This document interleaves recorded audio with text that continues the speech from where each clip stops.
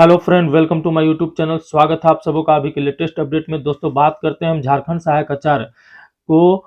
आज 17 जनवरी 2025 को जो पारा शिक्षक कट ऑफ के मामले में जो केस किया गया था, वो कट ऑफ को क्या कर दिया गया, समाप्त कर दिया गया।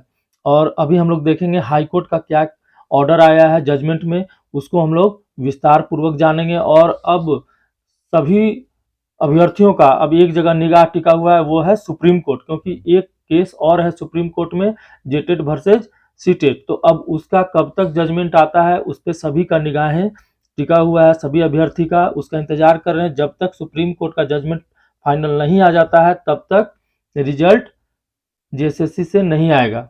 और साथ ही साथ ये भी जानेंगे कि क्या विज्ञापन रद्द हो जाएगा, तो इसके बारे में भी जानेंगे कि अब इसका असर विज्ञापन पे क्या पड़ सकता है।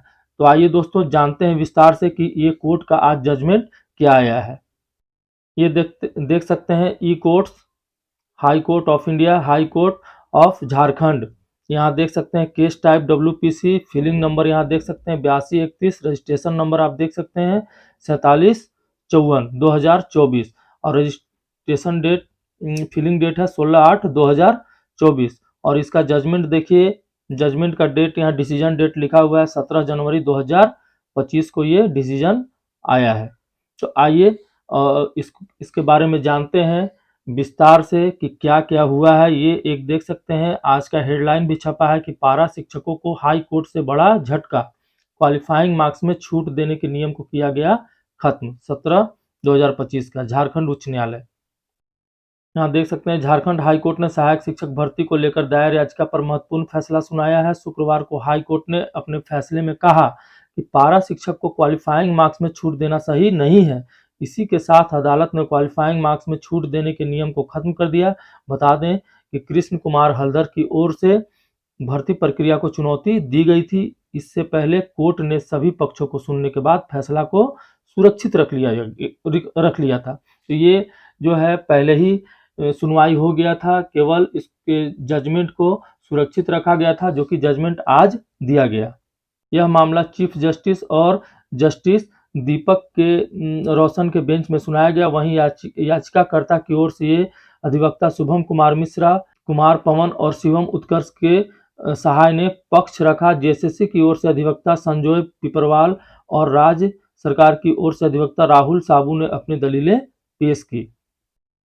हाई कोर्ट के इस फैसले से भर्ती प्रक्रिया में शामिल पारा शिक्षकों को बड़ा झटका लगा है, क्योंकि अब उन्हें क्वालिफाइंग मार्क्स में छूट नहीं मिलेगा। हाई कोर्ट के इस फैसले से झारखंड में 26,000 सहायक शिक्षक की नियुक्ति प्रक्रिया को बड़ा असर डाल सकता है। ये भी देखिए साफ साफ बोला जा रहा है, जो मैंने थंबनेल में बनाया है कि क्या नियुक्ति रद्द हो जाएगी, तो ये भी बोला जा रहा है कि शिक्षक की नियुक्ति प्रक्रिया में ये बड़ा असर डाल सकता है ये केस। अब देखिए आगे क्या होता है, क्या एक्शन लिया जाता है। लेकिन हाई कोर्ट का जजमेंट कॉपी को भी हम लोग देखते हैं, और कौन कौन केस करता थे उनका नाम भी जानते हैं विस्तार से। यहाँ देख सकते हैं कौन कौन लोग हैं जो केस किए थे। पहला नंबर में देख लीजिए कृष्ण चंद्र हल्दर, ये कहाँ के हैं आप देख सकते हैं, जामताड़ा।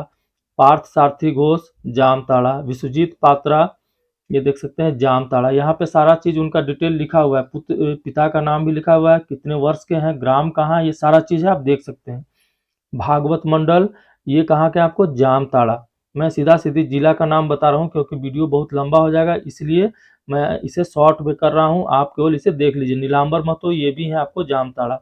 विकास चंद्र मंडल, जामताड़ा। नियम चंद्र महतो, जामताड़ा। जितेंद्र नाथ मंडल, जामताड़ा। आशीष रंजन, ये भी आपका है जामताड़ा। जितेंद्र महतो, ये भी आपके हैं जामताड़ा।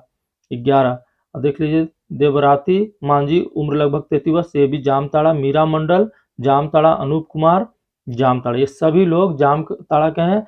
15 नंबर में कृष्णा मंडल, ये भी आपके कहाँ है, जामताड़ा। तो जितने भी केस कर्ता जो हैं शिथिल कराने के लिए पारा शिक्षक का नंबर को, ये सारे लोग जामताड़ा से केस किए थे। अब देख लीजिए बनाम, ये सब याचिका करता है। अब किनको किनको इस केस में ये बनाया गया, किन से मांगा गया जवाब, ये देख लीजिए।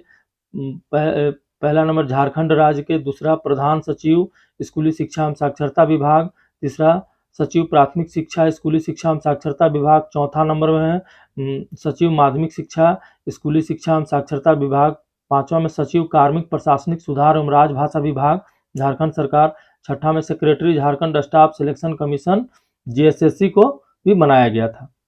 अब आप यहाँ पे मुख्य न्यायाधीश को देख लीजिए कौन कौन है। माननीय न्यायमूर्ति दीपक रोशन जी हैं न्यायाधीश, और याचिकाकर्ता के अधिवक्ता कौन है ये देख लीजिए। M R Shubham Mishra advocate, Shri Kumar Pawan अधिवक्ता, श्री शिवम उत्कर्ष सहाय अधिवक्ता। और राज्य के लिए राज्य की तरफ से कौन थे वकील एडवोकेट वो देख लीजिए। M R Rahul, M R Gongrai Jajodia, Shri Radha Krishna Gupta, Shrimati Pinky Shah, ये सब लोग अधिवक्ता हैं सरकार की तरफ से। आरक्षित तिथि 11/12/2024 दिनांक 17/1/2025 को इसका जजमेंट आया।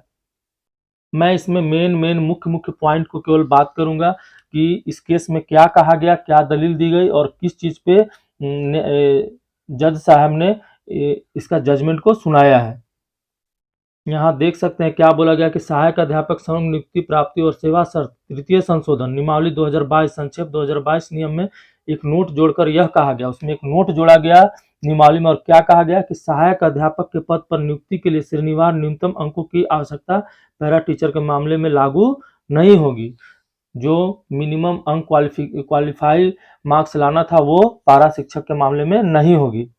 यहाँ देख सकते हैं थोड़ा सा लिखा गया कि 19/7/23 को एक कर्मचारी आयोग द्वारा एक विज्ञापन जारी किया गया था, और ये भी बोला जा रहा है कि आवेदन किया था और उन्हें प्रवेश पत्र जारी कर दिए थे। आयोग द्वारा परीक्षा भी आयोजित की गई थी। ये देख लीजिए 1.8 नंबर में जो है इसमें कहा गया कि 29/1/24 को धारा 8 में संशोधित किया गया तथा एक नोट जोड़कर इसमें कहा गया, नोट में क्या कहा गया था कि सहायक शिक्षक के पद पर नियुक्ति के लिए श्रेणीवार न्यूनतम अंकों की आवश्यकता पैरा शिक्षक के मामले में लागू नहीं होगी। इस मामले में इस नोट को चुनौती दी गई है, यही आप देख सकते हैं।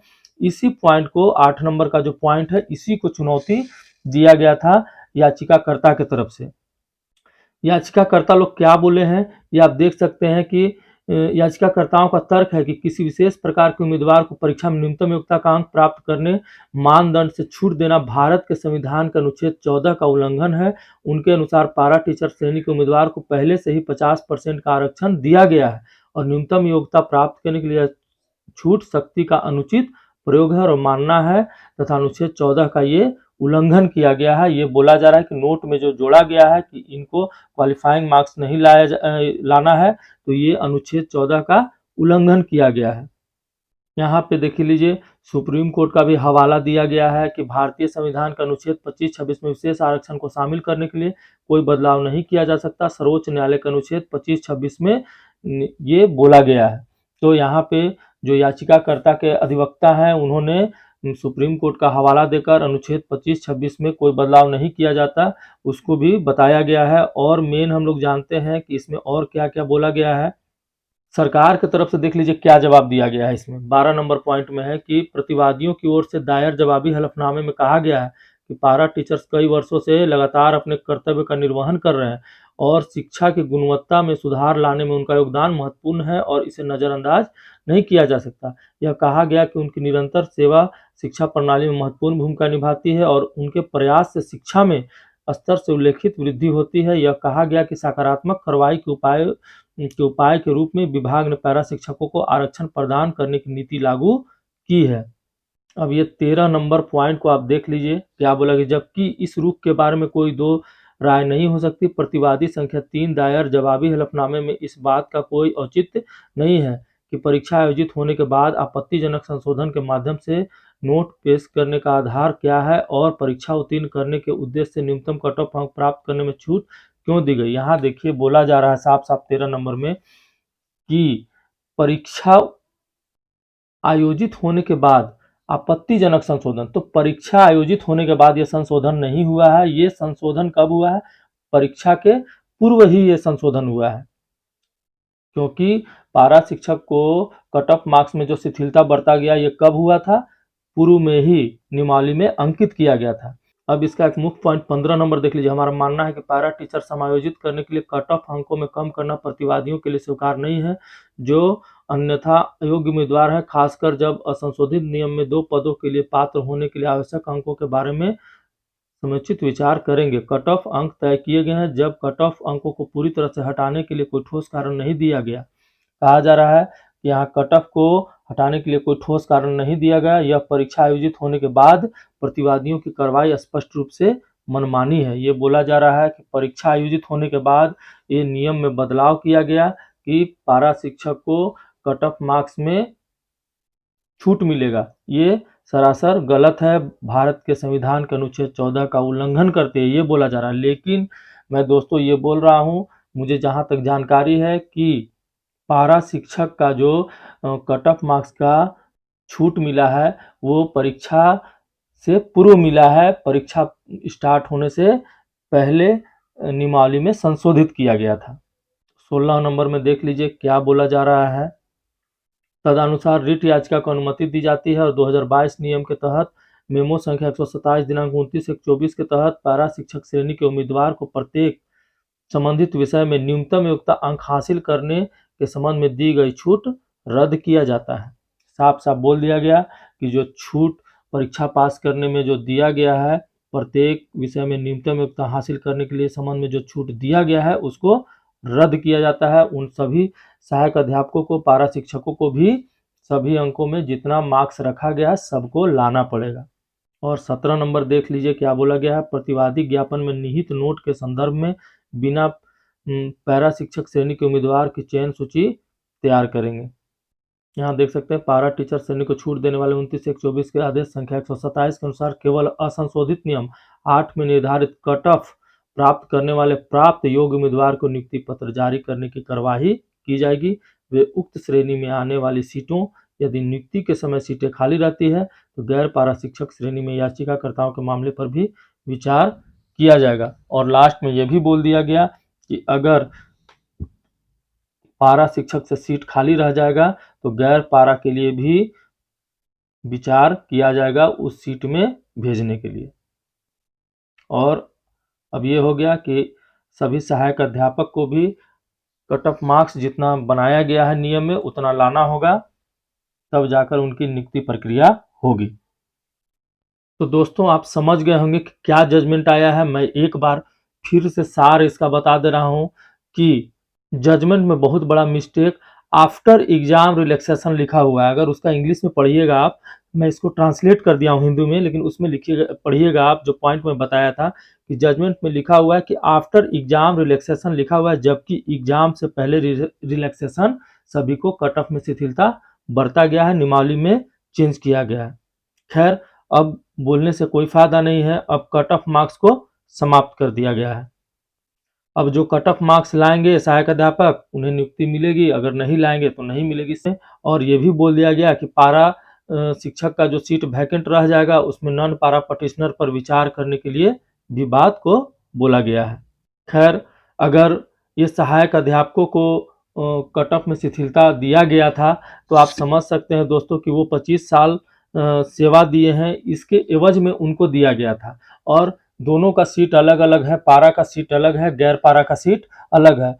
तो आप दोस्तों ये देख लिए कि हाई कोर्ट का तो ऑर्डर आ गया, अब बचा है सुप्रीम कोर्ट का। सुप्रीम कोर्ट का जजमेंट कब आता है? अब जैसे ही सुप्रीम कोर्ट का जजमेंट आएगा तो मुझे जहां तक उम्मीद है कि ये बहाली प्रक्रिया फिर से प्रारंभ कर दी जाएगी। और अब जैसे ही सुप्रीम कोर्ट का ऑर्डर आएगा उसके बाद जितने भी अभ्यर्थी इस नियुक्ति प्रक्रिया का इंतजार कर रहे हैं उनका इंतजार खत्म होगा और नियुक्ति प्रक्रिया शुरू की जा सकेगी। तो दोस्तों ये था अभी का अपडेट अच्छा लगा हो तो चैनल को लाइक, सब्सक्राइब, कमेंट जरूर करेंगे दोस्तों। जय हिंद, जय भारत।